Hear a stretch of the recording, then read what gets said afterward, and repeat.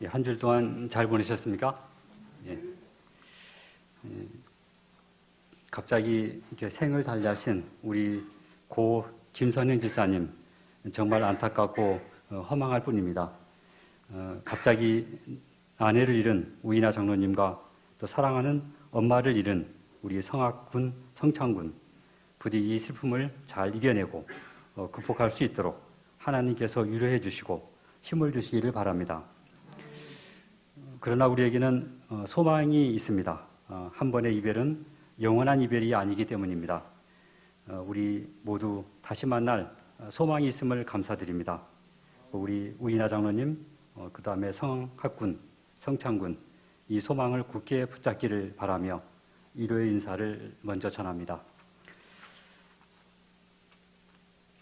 저번에 제가 호흡에 대해서 이렇게 말씀을 드렸었죠. 이번에는 그 물에 대해서 좀 준비를 해봤습니다. 예. 누구든지 목마르거든 내게로 와서 마시라. 나를 믿는 자는 성경의 이름과 같이 그 배에서 생수의 강이 흘러나리라. 요한복음 7장 37절에 있는 말씀입니다. 호흡 잘 하고 계십니까? 예. 숨은 어디로 쉰다 그랬었죠? 코로. 예. 코로 쉬어야 됩니다. 입으로 쉬지 마시고 코로 쉬어야 된다고 그랬고 심호흡을 하루에 5번씩 몇 번씩 해라 그랬습니까? 2번, 3번. 5번씩 2번에서 3번 정도 꼭 심호흡을 하시기 바랍니다. 복식호흡을 해라고 그랬었죠? 복식호흡. 예. 복식호흡을 하려면 어떻게 해야 되죠? 자세를 바르게 해야 돼요. 가슴을 딱 펴고 어깨를 딱 내밀고 가슴을 내밀어야 돼요. 가슴을 내밀고 어깨를 딱 펴고 앉아서 심호흡을 하시면서 들으시기 바랍니다. 사람이 물이 없으면 살 수가 없죠. 네, 물이 없으면 살 수가 없어요. 물이 없이 산다는 건 정말 끔찍한 일입니다. 또 우리 마시는 물까지 없다 그러면은 3일을 넘기기 힘들다고 그래요. 그래서 사람에게 꼭 물은 없어서는 안 될 귀한 그런 것이죠. 그래서 오늘 생수에 대해서 이렇게 준비를 해봤습니다. 우리 몸에는 수분이 많이 있죠. 사람의 성인은 거의 70%가 수분이라고 이렇게 얘기합니다. 신생아 때는 거의 75%가 수분이고, 그 다음에 20대, 30대 되면 70%가 수분이고, 40대, 50대에는 60%가 수분입니다. 그 다음에 60대 이상 되면은 50%, 55% 이렇게 수분이 자꾸 줄어들죠. 수분이 줄어든다는 말은 그만큼 탈수가 잘 올 수 있다는 말이에요. 그죠? 그래서 나이가 드실수록 탈수가 굉장히 잘 옵니다. 그래서 설사를 한다든가 장염이 났을 때 물을 충분히 섭취해주지 않으면은 굉장히 어려움을 겪죠. 막 열도 나기도 하고, 막 어지럽기도 하고, 막 힘이 없고 막 그렇습니다. 이렇게 식사를 못 할 때에는 병원 가서 이렇게 링거즈 같은 거 맞으면은 금방 회복되는 것을 이렇게 볼 수가 있습니다. 열이 날 때도 그렇죠. 열이 날 때도 이 탈수가 굉장히 빨리 와요. 나이 드시는 분들이 특별히 그때 물을 충분히 섭취를 해야 됩니다. 우리 몸에 이렇게 물이 부족하게 되면은 이 두통도 생기게 됩니다. 우리 제일로 예민한 곳이 바로 또 머리죠. 머리가 물이 부족하면은 머리 뇌혈관에 혈액 공급이 원활하지 않기 때문에 머리가 멍하고 두통이 이렇게 오게 됩니다. 또 피부가 건조해지고 주름이 생겨요. 나이가 많으시면은 자꾸 이제 이런 증상들이 생기죠. 노화 현상 때문에 피부가 건조해지고 주름이 적어집니다. 이게 좀 다 물이 부족한 현상이죠. 체온 조절 능력들이 감소해요. 그래서 여름에는 막 덥고 또 겨울에는 춥고 또 물이 부족하면 이 체온 조절 능력이 저하가 되는 겁니다. 다음에 또 설명드리겠지만은 이 소화 기능이 굉장히 저하됩니다. 소화할 때는 많은 물이 필요하는데 물이 부족하면 소화 기능이 저하되고 또 피로감, 물이 부족이기 때문에 이 혈액순환이 잘 안 되겠죠. 그래서 피로감도 떨어지고 머리에 이 혈액순환이 잘 안 되니까 집중력이 떨어지고 또 면역 저하 같은 이런 여러 부족 증상들이 생기게 되는 것입니다. 우리가 물이 부족하면 1% 정도만 부족해도 이 갈증이 일어납니다. 1% 정도면 한 400cc, 400cc만 이렇게 부족해도 갈증이 일어나게 되고, 4%가 되면은 집중력이 감소되고, 또 미열이 나고 불안감이 일어납니다. 4% 정도면은 한 1600cc 정도 이게 부족하면 이런 증상이 생깁니다. 6%가 부족되면은 이 소변량이 감소해요. 입안이 마르고 또 저혈압, 혈압이 막 떨어지게 되죠. 이거는 거의 한 2400cc 정도 부족하면 이런 증상이 생깁니다. 10%, 4리터 정도가 부족하게 되면은 소변이 안 나와요. 그다음에 이 침도 아예 안 나오고 저혈압성 쇼크로 아주 쓰러질 수가 있고, 20%가 되면 거의 이식을 잃습니다. 거의 사망 수준에 이르게 되는 것입니다. 그래서 물은 우리 생명 유지에 없어서는 안 될 아주 귀한 물질입니다. 물이 없는 곳에는 생명이 살 수가 없어요. 그죠? 그래서 물이 꼭 있는 곳에 물이 있어야 돼요. 사람이 생명이 있는 곳에는. 그래서 인체는 이렇게 수분이 부족하면 갈증을 일으켜서 물을 찾도록 그렇게 했습니다. 하나님께서 그렇게 만드셨어요.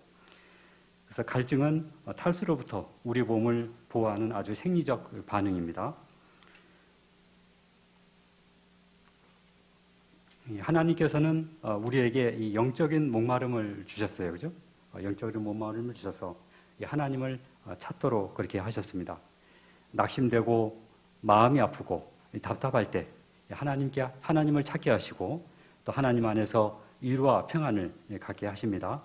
또 진리를 갈급하는 그런 마음을 주셔서 말씀 속에서 약속을 발견하고 소망을 갖게 해줍니다. 또 하나님께서는 우리에게, 사람들에게 이 영혼을 사랑하는 마음을 주셨죠.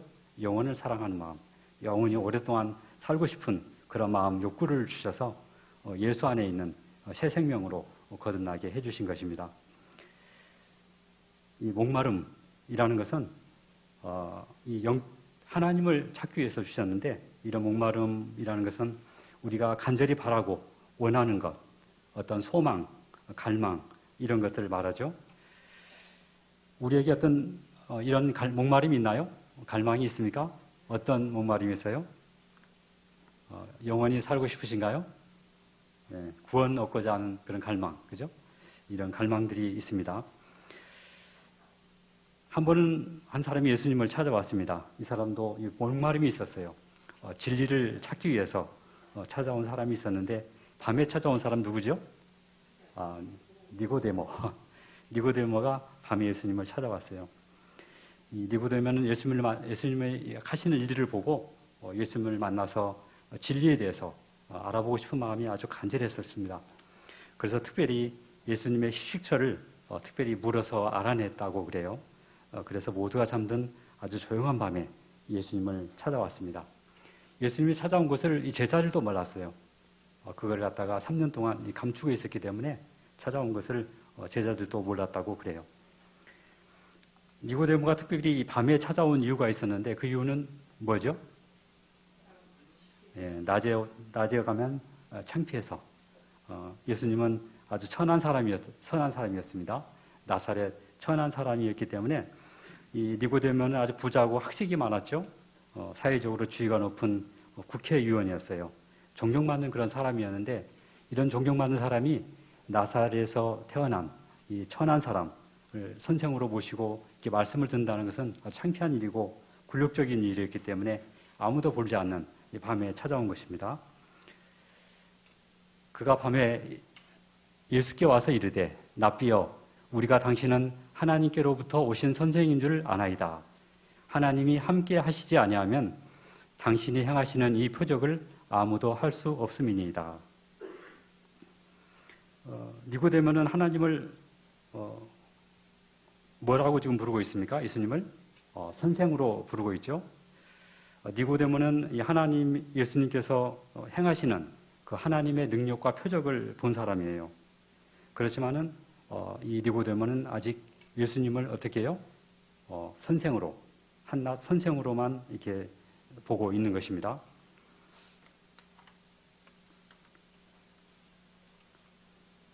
특별히 니고데모는 성전에서 예수님께서 그 매매하던 자들을 쫓아낼 때 그 광경을 목격했다고 그래요. 예수님의 얼굴에 나타난 이 하나님의 권위와 권세를 그때 봤습니다. 마지막 날 심판장에 마치 심판장과 같은 이 하나님의 그 모습을 그는 봤어요. 인성의 두루마리를 통해서 신성이 번쩍이는 것을 보았고, 또 음성은 시내산에서 율법을 반파하던 그 음성으로 성전의 아치를 통해서 메아리 치는 것을 그는 들었습니다. 손에 든 채찍은 마치 화인건처럼 무서운 것을 그는 또 보았어요. 그러니까 상인들과 관원들과 제사장들이 공포에 질려서 핏기 잃은 입술로 비명을 지르면서 도망가는 것을 그는 또 보았어요. 그러나 가난한 자들은 예수님 주위에서 떨고 있었는데 예수님께서는 그들을 안심시키고 각색 병들을 치료해 주는 것을 보았어요. 병아리가 입을 열어서 찬송을 하고 눈먼 자들이 예수님의 얼굴을 바라보았습니다. 그리고 고통당했던 자들이 이제는 하나님을 찬양하는 것을 니고데모는 보았어요. 니고데모는 예수님께서 이 메시아임을 선포하는 놀라운 이런 표적들을 보게 됩니다. 그렇지만 니고데모는 어땠어요? 예수님이 메시아임을 깨닫지 못하는 것입니다. 그 이유는 무엇일까요? 그 이유를 예수님께서 이렇게 말해 주고 있습니다.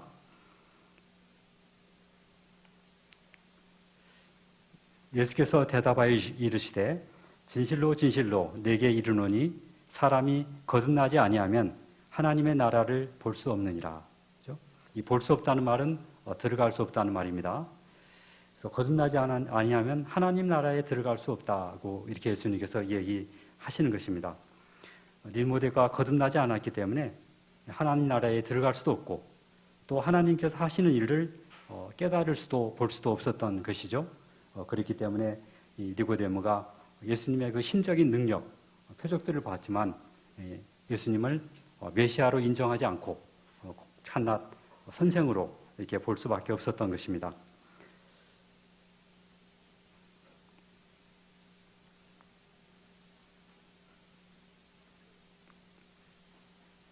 그때 예수님께서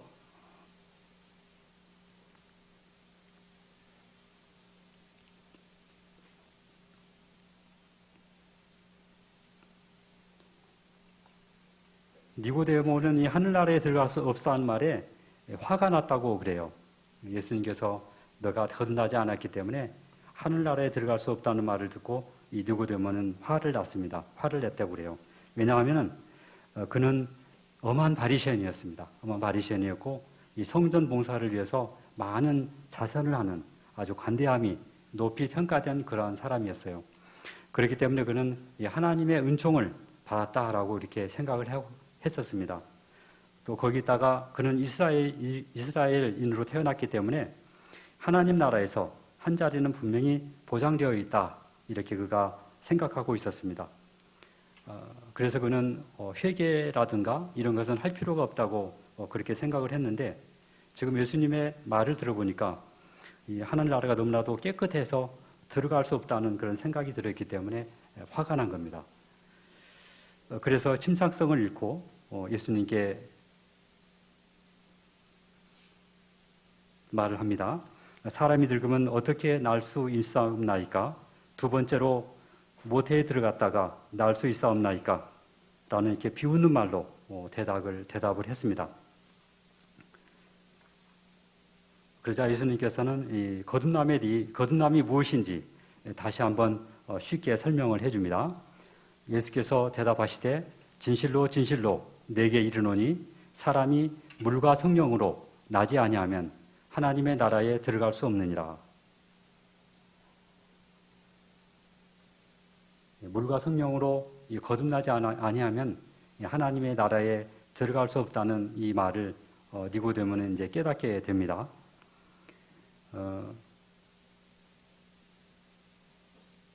물로 침례를 받는 것과 그다음에 하나님의 영으로 마음을 새롭게 하는 것이라는 것을 니고데모가 깨닫게 됩니다. 그러자 하나님께서는 다시 계속해서 말씀하십니다. 예수님께서 육으로 난 것은 육이요 영으로 난 것은 영이니 내가 네게 거듭나야 하겠다 하는 말을 놀랍게 여기지 말라.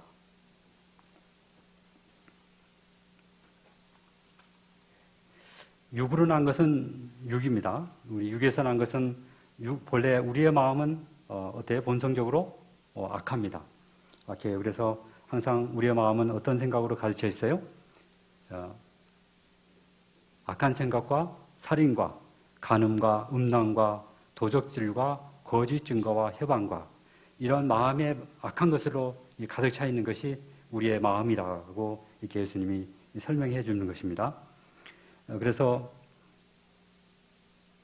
이런 악한 마음에서 항상 뭐가 나와요? 악한 행동과 악한 말들이 나올 수밖에 없다고 예수님께서는 얘기해 주시고 있는 것입니다. 그 말은 다시 말하면 유대 백성들은 그 당시에 이 교회에 열심히 나오고 안식일을 아주 철두철미하게 지켰죠. 철두철미하게 지키고 11조를 열심히 내고 구제 사업을 열심히 하면은 하늘나라에 갈 수 있다고 생각을 했어요. 그런데 그렇게 아무리 잘한다 그래도 우리의 마음이 어떻게 해요? 깨끗하지 못하면은 하늘나라에 갈 수 없다. 그렇게 예수님께서 얘기하는 것입니다. 이 니고데모뿐만 아니라 당시 그 유대인들, 특별히 지도자들은 이 외적인 경건에 대해서 굉장히 중요시했어요. 내적인 경건을 생각하지 않았죠. 그래서 외적인 건거 이렇게 교회 열심히 다니고 연금날 잘 내고 이런 외적인 경건만 중요시하고 그대로 배웠고 또 그것을 그대로 가리켰습니다. 그 당시의 사람들이. 그래서 이 니고데모뿐만 아니라 그 이스라엘 그 지도자들, 특별히 제사장들, 또 관원들, 또 이 모든 관리들이 예수님이 하나님의 권능과 능력으로 이 성전을 정결케 하실 때 이 벙어리가 찬양하고 눈먼 자들을 보게 하고 죽은 자를 살리시고 또 물고기 2마리와 떡 5덩이로 5,000명을 먹이고 또 그랬을지라도 그들이 하나님의 능력과 표적을 갖다 깨닫지 못한 것이에요. 이런 것들은 사람의 능력으로는 절대 할 수 없는 거죠. 할 수 없는 것인데 그들은 그 하나님의 능력과 이 권능을 갖다가 깨닫지 못한 거죠. 왜냐하면 그들의 마음이 외식에 치우쳐 있었고 내적인 경건, 내적인 변화가 없었기 때문이라고 예수님께서 지금 얘기해 주시는 것입니다. 그래서 그들이 하나님의 하신 일을 볼 수 없었던 것입니다. 악한 마음이 그들의 눈을 가리웠기 때문인 것입니다. 그래서 예수님은 우리의 마음을 하나님의 영으로 깨끗하게 해야 된다. 그렇게 얘기하고 있습니다. 그러나 우리의 마음을 깨끗하게 하는 것은 어떻게 우리의 노력으로 가능하나요? 불가능해요. 그죠? 불가능해요. 그러나 하나님께서는 우리에게 해라. 그렇게 얘기합니다. 할 수 있나요? 우리 저번 때 배웠죠? 우리 박성일 목사님께서 할 수 있다고 믿는 만큼 된다고 그랬었죠. 그래서 우리는 할 수가 있는데 우리는 오직 성령의 능력으로 가능하다고 이렇게 얘기하고 있습니다.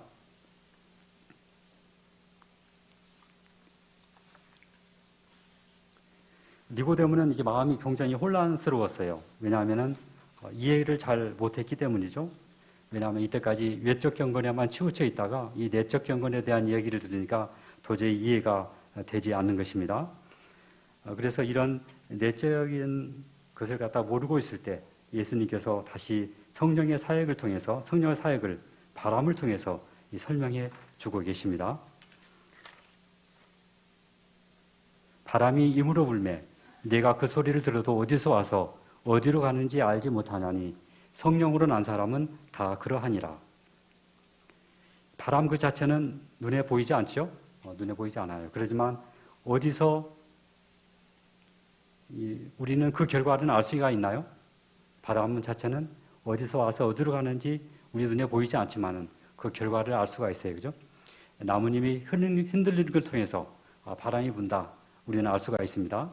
또 우리 피부에 와닿는 그 느낌을 통해서 우리가 바람이 부는 것을 또 알 수가 있고 나뭇가지 사이에서 들리는 그 소리를 통해서 우리는 바람이 부는 것을 알 수가 있죠. 그리스도도 이 바람과 같이 보이지 않는 힘으로 성령을 통해서 사람들의 마음에 끊임없이 역사하신다고 합니다. 그래서 사람이 거듭난다는 것은 새로운 마음을 가진 새로운 마음을 갖게 된 것은 자기 스스로의 노력으로 이루어지지 않고 전적으로 성령의 도우심과 또 마음을 예수님께 완전히 드릴 때에만 가능하다고 이렇게 이야기하고 있습니다. 하나님의 성령이 사람의 마음을 사로잡을 때 생애가 변화된다. 죄악적인 생각은 사라지고 악한 행위하는 인연을 끊게 된다. 사랑과 겸손과 화평이 분노와 시기와 분쟁을 대신한다.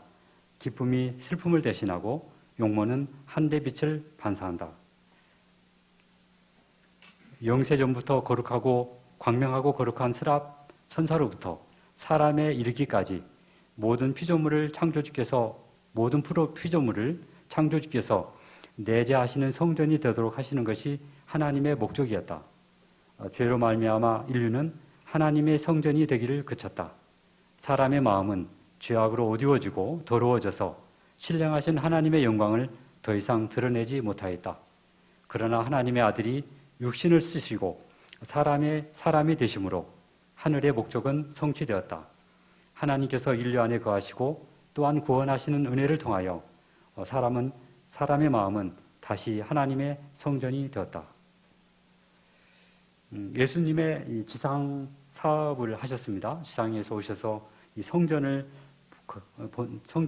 정결하게 하셨는데, 예수님의 지상 사업의 그 본절이 바로 이 성전을 정결케 하시는 것이라고 이렇게 이야기해주고 있습니다. 그 성전은 바로 어떤 성전이냐면 우리 마음의 성전이라고 이야기해주고 있습니다. 이 성전이 거룩해야 이 은혜의 왕국의 시민이 될 수가 있고, 장차 하늘의 시민, 곧 영광의 왕국이 시민이 될 수 있다고 예수님께서는 우리에게 이야기해주고 있습니다. 니고데모는 이제 성령의 사역에 깊은 이 감명을 받았습니다. 외적인 순종, 외적인 경건만으로는 하늘 왕국에 들어갈 수 없다는 것을 이제 알게 된 것이죠. 그래서 니고데모는 이제 자신에게 참된 거듭남이 무엇인지, 참된 거듭남이 이루어지기를 갈망하게 됩니다.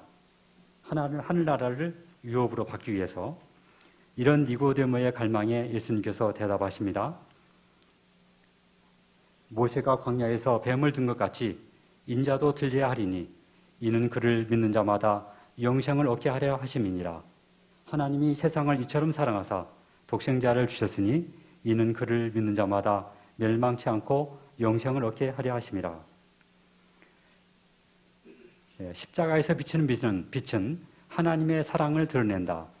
그의 사랑은 우리를 그에게로 이끌어준다. 만일 우리가 이 이끄심을 저항하지 않는다면 구주를 십자가에 못 박게 한 죄를 회개하는 가운데 십자가 밑으로 인도함을 받을 것이다. 그때의 믿음으로 말미암아 하나님의 영이 사람의 심령에 새 생명을 지어준다. 그랬습니다. 그래, 우리가 이 십자가를 바라본다는 것은 뭘 바라보는 것이죠? 하나님의 사랑을 바라보는 것입니다. 십자가를 바라본다는 것은 나의 죄를 대신해서 십자가의 고통 가운데서 피 흘리며 죽으신 예수님의 사랑을 우리가 바라보고 생각하는 것을 십자가를 바라본다, 이렇게 얘기를 하고 있습니다. 예수님의 사랑에 감사하며 나를 돌아볼 때 뭐가 보여요? 나의 허물, 나의 죄던 것을 이렇게 깨닫게 되는 것입니다. 구주를 십자가에 못 박힌 죄를 우리가 회개할 때, 그때 성령께서 우리의 믿음을 통해 우리의 심령에 새 생명을 낳게 해준다고 말씀하고 계십니다. 그래서 거듭남이라는 것은 성령의 능력을 통해서 우리의 마음속에 있는 악한 생각, 이 악한 마음을 버리고 깨끗한 마음으로 새롭게 태어난 것을 이렇게 말합니다. 우리 스스로는 우리의 마음을 깨끗하게 할 수가 없습니다. 성령 하나님의 절대적인 도움이 필요합니다. 그렇다고 해서 하나님께서 무작정 우리의 마음을 깨끗하게 해주시는 않습니다. 하나님께서 하나님께 우리의 마음을 완전히 드릴 때에만 하나님께서 우리를 도와주시는 것입니다. 이 거듭남은 하늘을 유업으로 받는 사람들의 마음에 꼭 이루어져야 할 역사라고 이렇게 말하고 할 수 있습니다. 그래서 우리 모두 매 순간 매일매일 우리의 마음을 하나님께 드려서 거듭남의 삶을 살아가게 되기를 바랍니다.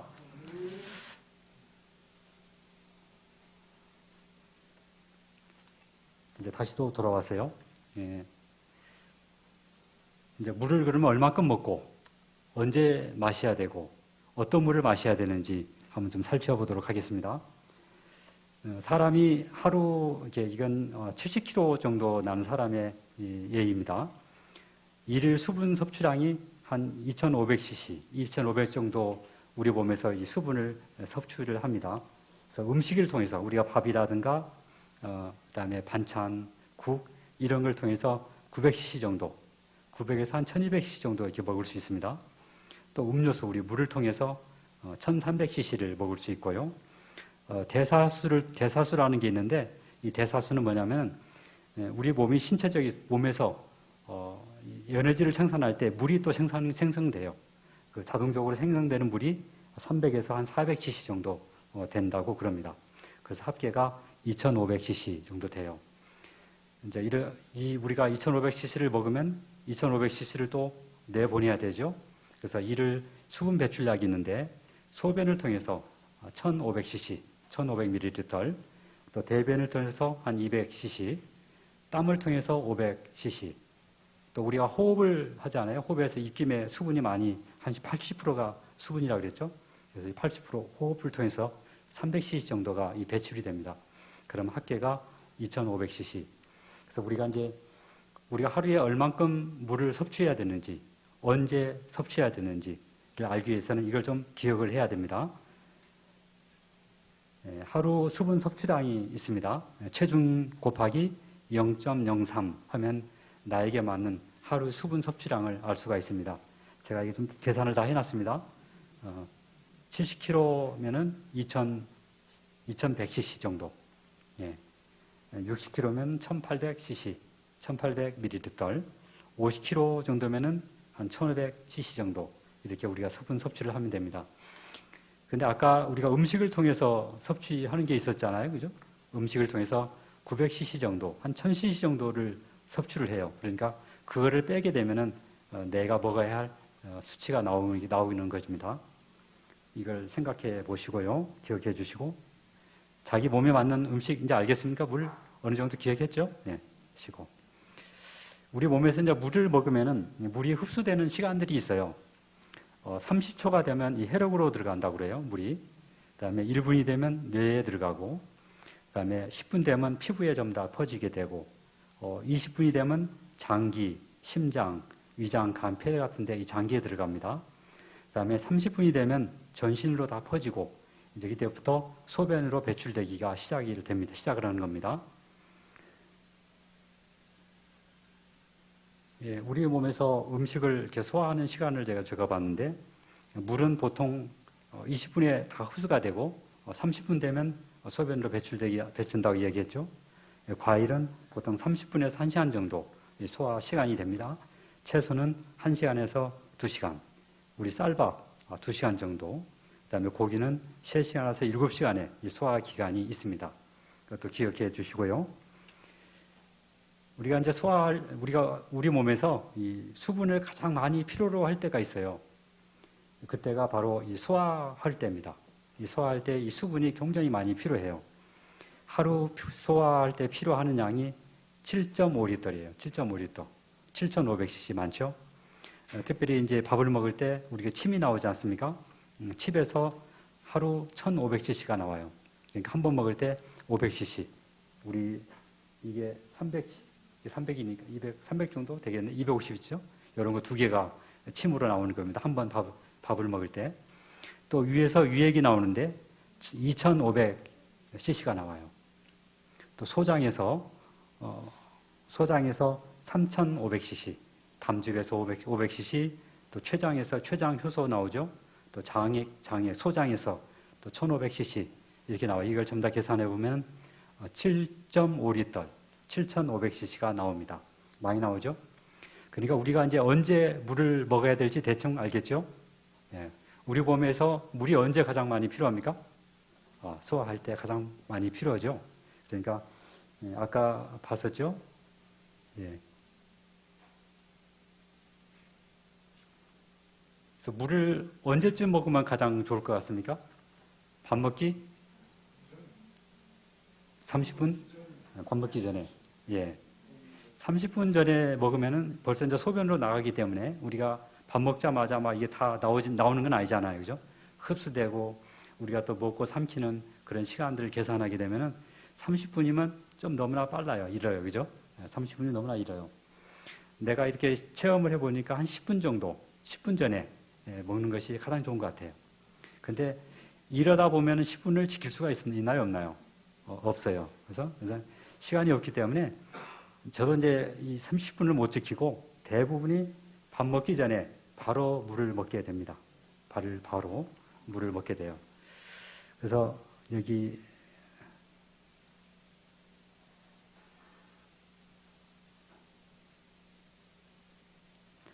이 가력 뽑은 기반에 식사하기 이전에 깨끗하고 따뜻한 물을 몇 모금 마시는 것은 결코 어떤 해도 주지 않을 것이며 오히려 좋은 결과를 가져올 것이다.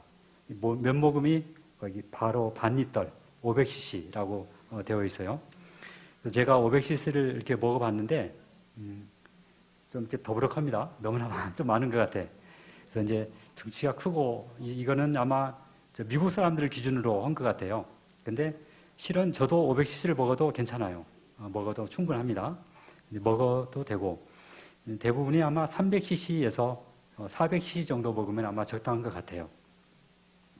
그럼 우리가 10분 전이나 밥 먹기 바로 전에 이렇게 물을 먹어주면은 이 물들이 아까 어때요? 소화액을 분비하는데 이용이 돼서 소화액을 잘 분비시키고 소화를促進시키는데 아주 도움이 된다는 것입니다. 그래서 이것들이 이제 다 나오는 것이 아니죠. 다 흡수가 되는 겁니다. 다 흡수가 되고 대변으로는 200cc만 이렇게 배출이 되게 됩니다. 물을 먹으면은 이제 소변을 만들어지게 되는데 보통 30분 되면 아까 소변이 만들어진다 그랬죠. 그래서 2시간 정도 되면 대부분이 다 소변이 나와요. 그래서 제가 이제 30분 전에도 물을 먹어보고 40분 전에도 물을 먹어보는데 물 먹으면 밥 먹고 나면 소변이 나와요. 근데 밥 먹기 전에 10분에서 밥 먹기 전에 바로 먹으면은 500cc를 먹어도 2시간, 3시간 동안 소변이 안 나와요. 그죠? 그만큼 이 물이 어때요? 소화액을 분비하는데 다 사용이 된다는 것을 이렇게 말해주고 있습니다. 한번 실험을 한번 해보십시오. 물을 먹을 때는 찬물 먹으면 안 되겠죠. 밥 먹기 전에는 따뜻한 물, 미지근한 물 먹으시면 됩니다. 그리고 이제 물은 어떤 물을 먹어야 되는지 물이 참 이게 많죠. 요새는 뭐 거의 다 이제 우리 정수기 물을 먹고 있기 때문에 이제 요새 이제 시중에 자꾸 말하는 미네랄 워터를 자꾸 강조를 많이 해요, 그죠? 그래서 사람들이 이제 세뇌를 당한 것 같아요. 미네랄 워터를 꼭 먹어야 된다. 그런 이게 강박관념이 생겼어요. 물의 종류는 이제 연수와 경수로 나누어집니다. 연수는 단물이라 그러죠. 단물. 또 경수는 센물이라고 이렇게 얘기합니다. 연수와 경수를 나누는 것 기준은 물 속의 광물질, 특별히 칼슘, 또 그다음에 칼슘, 마그네슘 이런 거, 뭐 철분도 들어있고 이런 광물질이 얼만큼 들어있느냐에 따라서 많이 들어있는 것은 센물, 경수라고 그러고 적게 안 들어있는 것은 연수라고 이렇게 얘기를 합니다. 우리가 이제 일례로 빨래를 해보면 알죠? 우리 세수를 하거나 경수로 빨래를 하면 어떻게 빨래가 잘 되나요? 잘 안 되죠.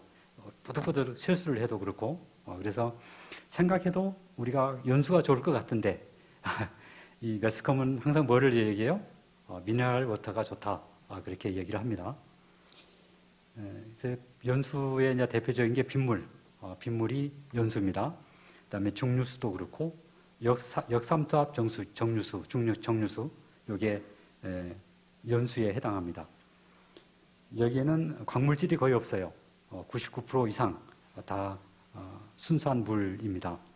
그다음에 경수는 뭐 지하수, 생수, 중공사막 정류수 이것도 전부 다 경수라 그러고 이거를 요새는 미네랄 워터로 이렇게 이야기를 합니다. 이제 요새 이제 경수 연수를 또 나누면서 이게 알칼리성이냐, 알칼리순이냐, 뭐 산성수냐 이러죠. 연수는 대부분이 산성수입니다. 산성수고 경수는 알칼리수예요. 근데 실제적으로 이 순수한 물, 중류수는 무슨 중성이에요. 중성. pH 7.0 중성입니다. 중성인데 이게 이제 공기 중에 노출되게 되면은 공기 중에 이산화탄소가 있죠. 이게 녹아 들어가게 돼요. 그래서 이 중성 이 물이 산성수로 바뀌게 되는 거죠. 그래서 보통 pH 5.6 또 오래 놔둔다든가 이산화탄소가 많은 곳에서는 4.5까지 내려간다고 그럽니다. 그러니까 이런 매스컴에 너무 현혹하지 마시고 이런 좋은 물 먹게 되시길 바랍니다. 우리 이제 그렇죠? 이제 이거 있습니다. 예. 먼지는 50 마이크로미터, 세균은 0.5 마이크로미터, 바이러스는 0.05 마이크로미터입니다. 이 중공사막 필터는 0.01 마이크로미터까지 걸러낼 수가 있어요. 그러니까 여기까지는 다 일반적인 중공사막 필터로 걸러낼 수가 있죠. 이 물을 먹어보면은 연수는 굉장히 물이 맛있어요. 맛있고 아주 물이 이렇게 텁텁한 맛이 없죠. 근데 경수는 어때요? 물이 텁텁하죠. 중공사막 필터로 걸른 물은 좀 텁텁해요. 그래서 텁텁하면은 이거는 여기까지 걸러주는 물이구나. 그렇게 생각을 하시면 됩니다. 요새는 이제 나노 필터가 나와요. 나노 필터가 나오는데 이 필터는 0.01 마이크로미터까지 걸러내요.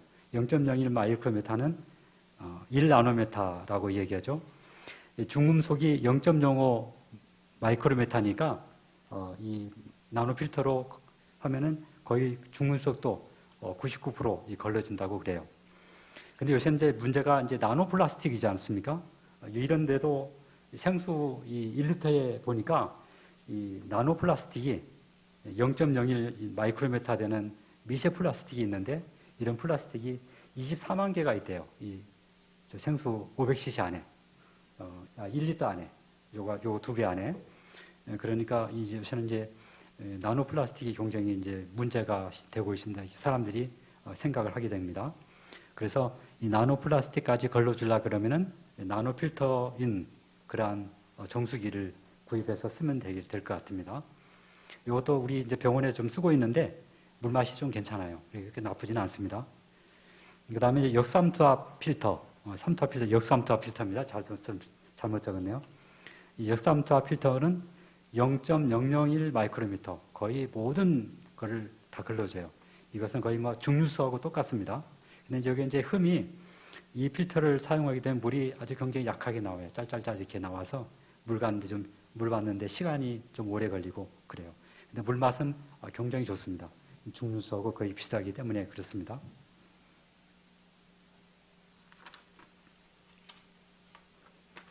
그래서 이제 우리가 이제 올바른 물을 섭취를 하려면은 옛날에는 이제 보통 30분 전에 이게 물을 먹으라고 그랬었지 않습니까? 근데 10분 전에 물 먹으면 가장 좋고 10분 전에 못 먹으면은 밥 먹기 바로 전에도 먹으면 된다. 밥 먹기 전에 얼마 정도 먹으면 되냐면은 500cc 정도, 400에서 500cc. 못 먹겠으면 여자분들 이제 50kg 정도 나가는 몸무게에 나가는 여자분들은 한 300에서 400cc 정도 먹어도 아마 괜찮을 것 같아요. 그 정도만 먹어도 하루 필요량 아까 계산했었죠? 자기 몸무게에서 하루 필요량의 물을 섭취할 수가 있어요, 그죠? 이제 거기다가 아침에 일어나자마자 우리 몸이 이제 아침에 일어나면은 어때요? 피가 좀 물이 부족해요, 그죠? 아침에 일어나자마자 한 컵, 한 200cc 정도만 먹어도 괜찮습니다. 그다음에 시간이 된다면은 중간 중간에 한 번씩 마셔주시면은 충분한 물이 섭취될 것이라고 생각을 합니다. 근데 이제 중간 중간에 먹게 되면은 분명 1시간 지나면 소변을 봐야 돼요. 그래서 그 소변 보는 시간 계산해서 이렇게 먹으시면 될 것 같고요. 소변 보기가 너무 막 이렇게 귀찮고 그러면은 한 번만, 하루 3번만 그렇게 식사 시간에 또 아침에 일어나서 이렇게 먹으면 충분한 물이 될 거라고 생각을 합니다. 마치겠습니다. 하늘에 계신 우리 아버지, 우리를 아들과 딸로 받아주셔서 감사합니다. 우리가 아버지 안에서 성령 하나님을 통해서 매 순간 거듭나는 삶을 살게 인도하여 주시옵소서. 우리의 마음은 깊은 곳에서 깨끗하고 아름다운 것들이 나오게 하여 주시옵소서. 우리 육체의 건강을 위해서도 올바르고 또 바른 물 섭취를 하게 인도하여 주시옵소서. 상을 당한 우리 우이나 장로님 가정에 함께하여 주시고 슬픔을 잘 극복하고 이겨낼 수 있도록 위로하여 주시고 힘을 주시옵소서. 모든 장례 절차에 함께하여 주셔서 어려움이 없게 인도하여 주시옵소서. 우리의 가는 길도 항상 안전하게 지켜주시옵기를 바라오며 예수님 이름으로 기도드립니다. 아멘.